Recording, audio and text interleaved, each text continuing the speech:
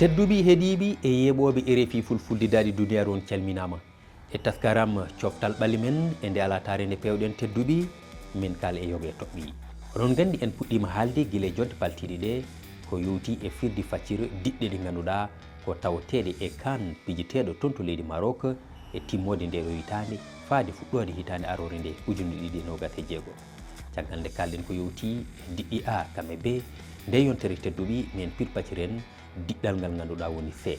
woni toon ko Nigéria, Tunisie, Tanzanie kamɓe Uganda holko ɗe mbawi holko ɗe mbawa hen diɗɗal kala holko yakara e mum e gon follotiron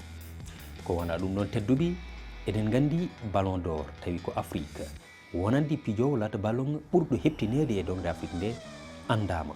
ko toon to Rabat leydi Maroc omo ganduɗa ko Achraf Hakimi jiwinande ndin leydi Maroc rokka on raaya ballon d'or Afrique e yeeso Victor Osimhen mo Nigéria kamɓe Mohamed Salah mo leydi Égypte holno jiruɗon ɗum min jewti hen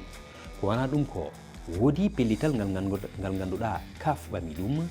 woni e ɗeɗo kawri 52 pijeteɗe e CAN on mo Maroc ko hen 33 tan leyɗe kaaloje ɗemgal français mbawi hollirde wonande télévision ngaji gendiji ɗen ɗon leyɗi ete on ɗon saaha leyɗe ɗe ganduɗa kaaloje ɗemgal Angleeri ina wayno ko kawri 52 ɗe pop ɓe mbawata hollirde ɗum noon télévision ngaji gendiji ɗe mbaɗi ɓattaki faade CAF ngam ñigdi ngal ɗon pellital ngal beeli ala ɗo fawi kono tedduɗe ko ɗum ɗo woni toɓɓe ɗe jogoɗen yewtude woto jejjete rewidade min e médiaji meɗen rendo guila Facebook, WhatsApp ha e TikTok kono kadi goppon hen mijoji moon on jarama tedduɓe